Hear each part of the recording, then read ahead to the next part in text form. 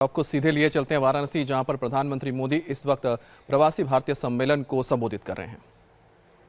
General VK Singh ji, मंच पर उपस्थित अन्य सभी महानुभाव और दुनिया भर से पधारे और काशी पधारे मेरे प्रिय भाई और बहनों,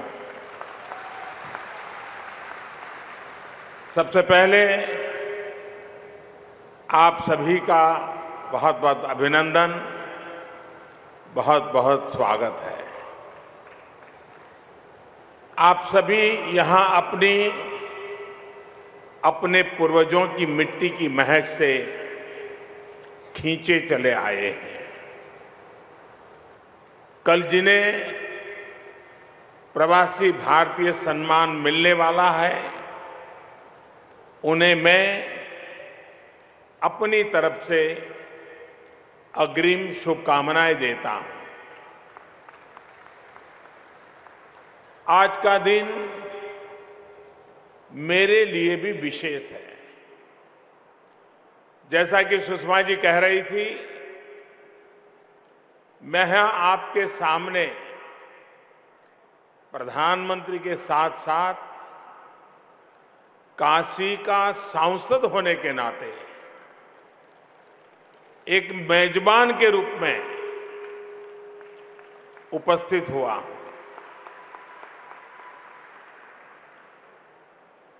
बाबा विश्वनाथ और मां गंगा का आशीर्वाद आप सभी पर बना रहे, मेरी यही प्रार्थना है।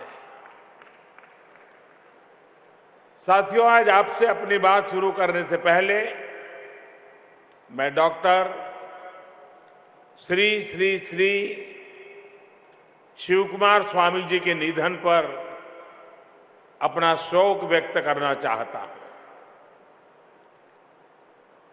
तुमकुर के श्री सिद्धगंगा मठ में मुझे कई बार उनसे आशीर्वाद लेने का अवसर मिला था, और जब भी उनसे मिलता था, वो एक बेटे की तरह मुझे इतना स्नेह करते थे, इतना आशीर्वाद देते थे।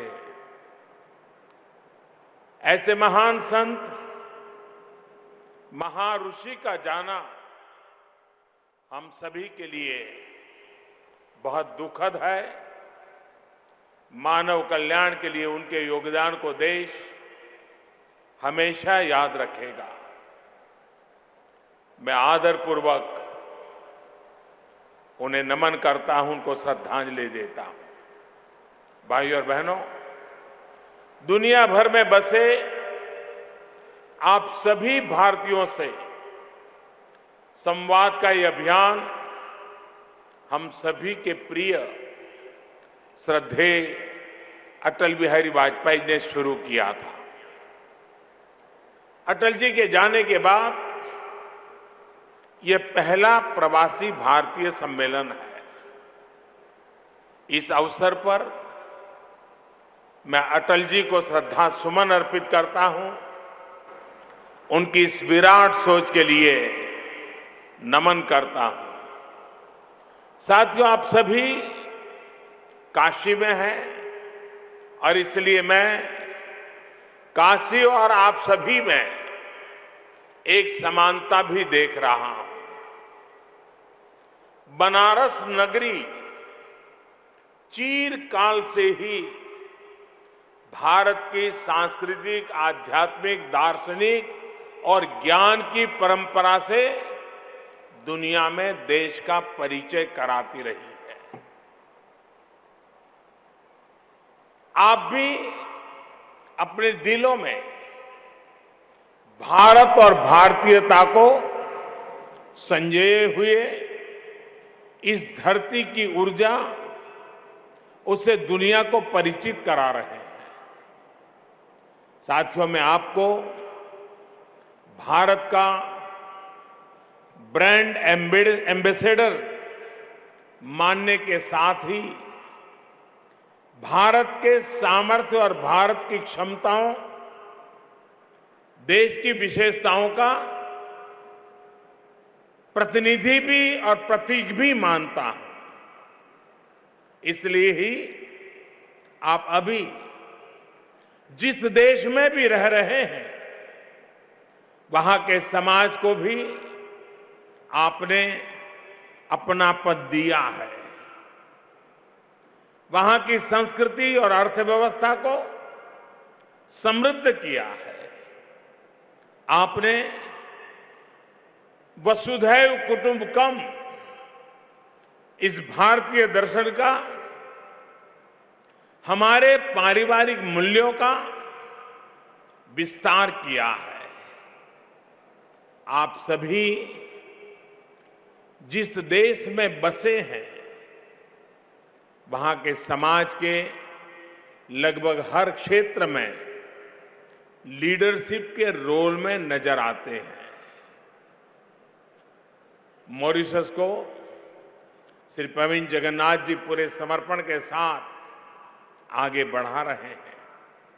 इसके अलावा पुर्तगाल, ट्रिनिडाद टोबैगो और आयरलैंड जैसे अनेक देशों को ऐसे सक्षम लोगों का नेतृत्व मिला है जिनकी जड़ें भारत में है। साथियों, आप सभी के सहयोग से बीते 4.5 वर्षों में भारत ने दुनिया में अपना स्वाभाविक स्थान पाने की दिशा में एक बड़ा कदम बढ़ाया है। पहले लोग कहते थे कि भारत बदल नहीं सकता। हमने इस सोच को ही बदल डाला है।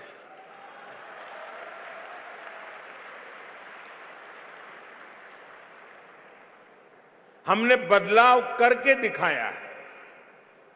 साथियों, दुनिया आज हमारी बात को, हमारे सुझावों को पूरी गंभीरता के साथ सुन भी रही है और समझ भी रही है।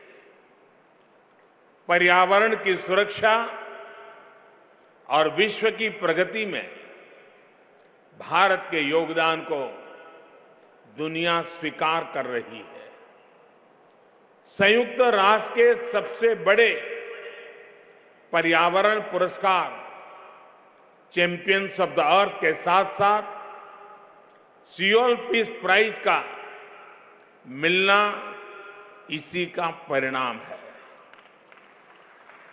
साथियों, आज भारत अनेक मामलों में दुनिया की अगुवाई करने की स्थिति में है। इंटरनेशनल सोलर अलायंस यानी आईसा ऐसा ही एक मंच है। इसके माध्यम से हम दुनिया को वन वर्ल्ड, वन सन, वन ग्रिड उस तरफ ले जाना चाहते हैं। ये हमारे उस लक्ष्य का भी हिस्सा है जिसके तहत हम भारत की समस्याओं के ऐसे समाधान तैयार कर रहे हैं जिनसे दूसरे देशों की मुश्किलें भी हल हो सके।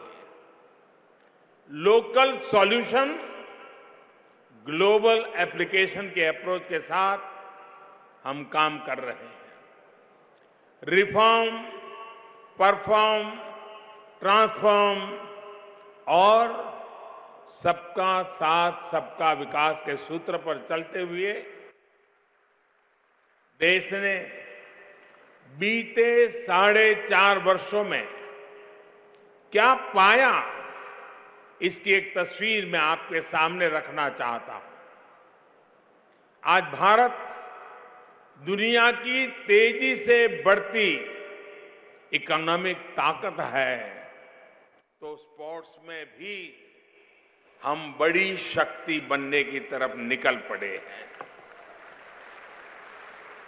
आज इंफ्रास्ट्रक्चर के बड़े और आधुनिक संसाधन बन रहे हैं, तो स्पेस के क्षेत्र में भी रिकॉर्ड बना रहे हैं।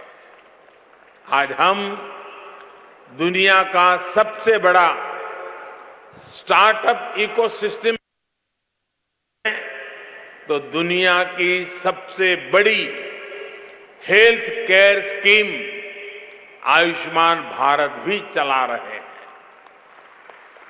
आज हमारा युवा मेक इन इंडिया के तहत रिकॉर्ड स्तर पर मोबाइल फोन, कार, बस, ट्रक, ट्रेन बना रहा है, तो वहीं खेत में रिकॉर्ड अन्न उत्पादन भी हो रहा है। मैं एक उदाहरण देता हूं। साथियों, आप में से अनेक लोगों ने हमारे देश के एक पूर्व प्रधानमंत्री की भ्रष्टाचार को लेकर कही एक बात जरूर सुनी होगी। उन्होंने कहा था कि केंद्र सरकार दिल्ली से जो पैसे भेजती है उसका सिर्फ 15% ही लोगों तक पहुंच पाता है। अगर दिल्ली से 1 रुपया निकलता है तो 15 पैसा गांव में पहुंचता है, 85 पैसे छूमंतर हो जाते हैं। ये एक भूतपूर्व प्रधानमंत्री ने हमारे देश में कहा था। इतने वर्ष तक देश पर जिस पार्टी ने शासन किया उसने देश को जो व्यवस्था दी थी उस सच्चाई को प्रधानमंत्री रहते हुए उन्होंने स्वीकार किया था। लेकिन अफसोस ये रहा कि बाद के अपने 10-15 साल के शासन में भी इस लूट को, इस लीकेज को बंद करने का प्रयास नहीं किया गया।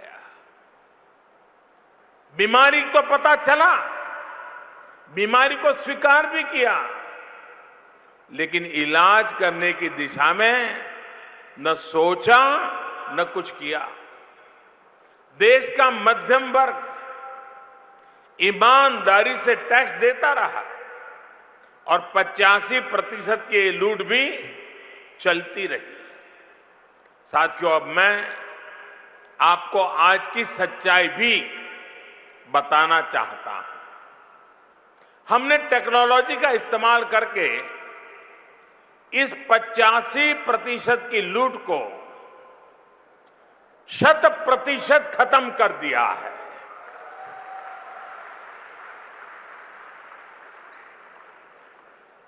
बीते 4.5 वर्षों में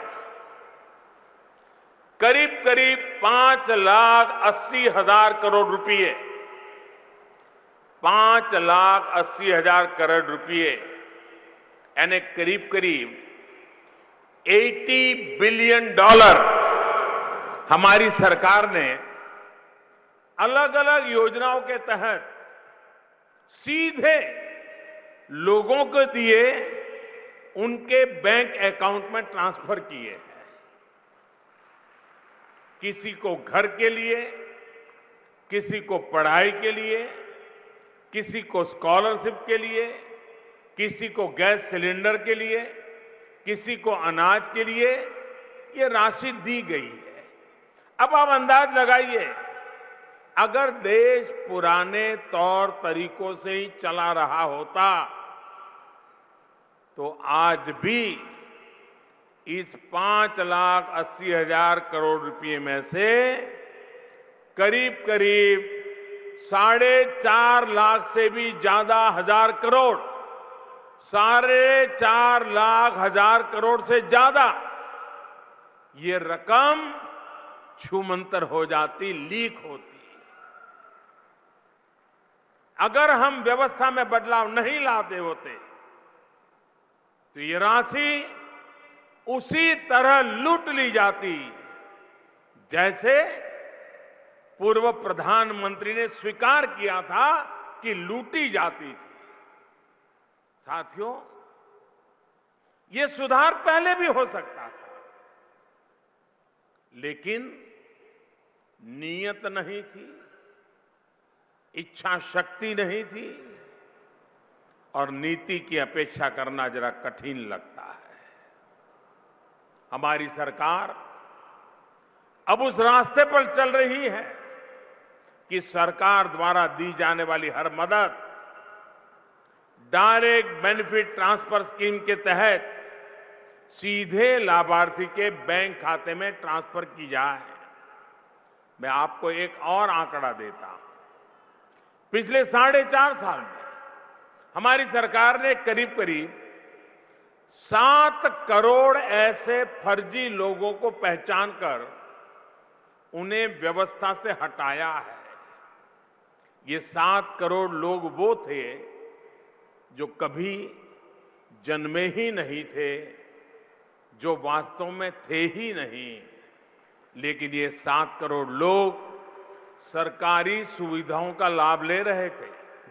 कागज पे वो थे, कागज पे वो पैदा भी हुए, बड़े भी हुए और फायदा भी उठाते रहे। आप सोचिए, पूरे ब्रिटेन में जितने लोग हैं, पूरे फ्रांस में जितने लोग हैं, पूरे इटली में जितने लोग हैं, ऐसे अनेक देशों की जनसंख्या से ज्यादा तो हमारे यहां वो लोग थे जो सिर्फ कागजों में ही जी रहे थे और कागजों में ही सरकारी सुविधाओं का लाभ चला जाता था। इन 7 करोड़ फर्जी लोगों को हटाने का काम हमारी सरकार ने किया है। ये उस बदलाव की एक झलक है जो पिछले 4.5 वर्षों में देश में आना शुरू हुआ है। साथियों, ये देश में बड़े पैमाने पर हो रहे परिवर्तन की, न्यू इंडिया के नए आत्मविश्वास की एक झांकी भर है। भारत के गौरवशाली अतीत को फिर स्थापित करने के लिए 130 करोड़ भारतवासियों के संकल्प का ये परिणाम है। और मैं आज बहुत गर्व से कहना चाहता हूं, इस संकल्प में आप भी शामिल हैं। साथियों, सरकार का पूरा प्रयास है कि आप सभी जहां भी रहे, सुखी रहे और सुरक्षित रहे। बीते 4.5 वर्षों के दौरान संकट में फंसे 2 लाख से ज्यादा भारतीयों को सरकार के प्रयासों से दुनिया के भिन्न भिन्न देशों में मदद पहुंचाई गई है। आपकी सोशल सिक्योरिटी के साथ साथ पासपोर्ट, वीजा, पीआईओ और ओसीआई कार्ड को लेकर भी तमाम प्रक्रियाओं को आसान करने की कोशिश सरकार कर रही है। प्रवासी भारतीयों के लिए कुछ महीने पहले ही एक नया कदम भी उठाया गया है। दुनिया भर में हमारी एम्बेसीज और कॉन्सुलेट्स को पासपोर्ट सेवा प्रोजेक्ट से जोड़ा जा रहा है। इससे आप सभी के लिए पासपोर्ट सेवा से जुड़ा एक सेंट्रलाइज्ड सिस्टम तैयार हो जाएगा। बल्कि अब तो एक कदम आगे बढ़ते हुए चिप बेस ई पासपोर्ट जारी करने की दिशा में भी काम चल रहा है। साथियों, पासपोर्ट के साथ साथ वीजा से जुड़े नियमों को भी सरल किया जा रहा है। ई वीजा की सुविधा मिलने से आपके समय की बचत भी हो रही है और परेशानियां भी कम हुई है। अभी भी अगर कोई समस्या इसमें है तो उसके सुधार के लिए भी कदम उठाए जा रहे हैं। आप में से अनेक इस बात से भी परिचित होंगे कि हमारी सरकार ने पीआईओ कार्ड को ओसीआई कार्ड में बदलने की प्रक्रिया को भी आसान बनाया है। साथियों, आप अपनी मिट्टी से भले ही दूर है, लेकिन न्यू इंडिया के निर्माण में आपकी सक्रिय भागीदारी में और बढ़ोतरी हो, इसके लिए लगातार प्रयास चल रहे हैं। भारत में जो बदलाव आ रहा है, जो नए अवसर बन रहे हैं, उसमें आपका योगदान बहुत ज्यादा महत्वपूर्ण है। बदलते हुए इस भारत में आप रिसर्च एंड डेवलपमेंट और इनोवेशन में बड़ी भूमिका निभा सकते हैं। सरकार ये भी कोशिश कर रही है कि भारत के स्टार्टअप्स और एनआरआई मेंटर्स को एक साथ एक प्लेटफॉर्म पर लाएं। डिफेंस मैन्युफैक्चरिंग भी आपके लिए एक अहम सेक्टर हो सकता है। भाइयों और बहनों, मां भारती की सुरक्षा अर्थव्यवस्था के साथ साथ अपनी आध्यात्मिक और सांस्कृतिक विरासत से भी आपका जुड़ाव और मजबूत हो, इसके लिए प्रवासी तीर्थ दर्शन योजना की भी शुरुआत की जा रही है। मैं इस मंच पर पहले भी कह चुका हूं और फिर दोहराना चाहता हूं कि आप जिस भी देश में रहते हैं, वहां से अपने आसपास के कम से कम 5 परिवार, और वो भी नॉन इंडियन, 5 परिवारों को भारत आने के लिए आप प्रेरित करिए। आपका ये प्रयास देश में टूरिज्म बढ़ाने में अहम भूमिका निभाएगा।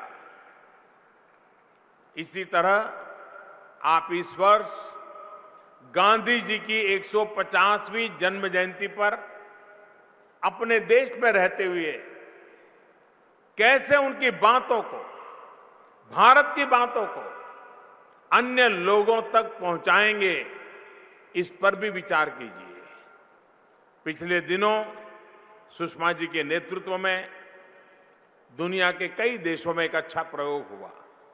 वहां की हमारी सभी एम्बेसीज ने गांधी 150 निमित्त उस देश के कलाकारों को वैष्णव भजन तो तेने रे कहिए, गांधी जी का प्रिय भजन, उनको गाने के लिए रिक्वेस्ट की। YouTube पर इसकी सारी वीडियो अवेलेबल है। आप भी हैरान हो जाएंगे कि विदेश के नागरिक, विदेश के कलाकार कितनी भक्ति भाव से वैष्णव भजन तो तहने रे कहिए गा रहे हैं। एक प्रकार से गांधी ग्लोबल है। ये अनुभूति हम सब कोई इसको सुनते कर सकते हैं। और इसलिए कुछ विशेष कार्यक्रम अगर आप करना चाहें तो भारतीय दूतावास, एम्बेसी द्वारा भी आपकी हर संभव मदद की जाएगी। इस वर्ष हम सभी गुरु नानक देव जी की 550वीं जयंती भी बना रहे हैं। गुरुवाणी को हम कैसे दूसरे देशों के लोगों तक पहुंचाएं, उन्हें भारत की समृद्ध सांस्कृतिक विरासत के उससे कैसे परिचित कराएं, इस बारे में भी मैं चाहूंगा कि आप जिस भी देश में हो, कुछ न कुछ योजना बननी चाहिए, कुछ न कुछ प्रयास होना चाहिए। साथियों, ये बातें सिर्फ सुझाव के तौर पर आपके सामने रख रहा हूं। मुझे पता है कि आप में से बहुत से लोग पहले से ऐसा करते आ रहे हैं, लेकिन आपसे स्नेह ऐसा है कि मैं खुद को रोक नहीं पाता हूं। मैं विशेष रूप से आज उत्तर प्रदेश सरकार को भी बधाई देना चाहता हूं। आमतौर पर किसी राज्य में प्रवासी भारतीय दिवस का इतना बड़ा कार्यक्रम लेना हो, दुनिया के इतने मेहमान आने वाले हो, तो उस राज्य को बहुत मेहनत करनी पड़ती है, बहुत योजना करनी पड़ती है। करीब करीब 1 साल उसमें लग जाता है। और एक कार्यक्रम करने के बाद तो वाराणसी में चल रहे प्रवासी भारतीय सम्मेलन को प्रधानमंत्री नरेंद्र मोदी संबोधित कर रहे हैं। प्रधानमंत्री ने कांग्रेस पर जमकर निशाना साधा। पीएम मोदी ने कहा कि पूर्व प्रधानमंत्री राजीव गांधी जी ने देश में फैले भ्रष्टाचार को स्वीकार किया था, लेकिन उसके इलाज के लिए कोई ठोस कदम नहीं उठाए। उन्होंने कहा अब लोगों के बैंक खाते में सीधे पैसे जा रहे हैं ताकि इस लूट को खत्म किया जा सके।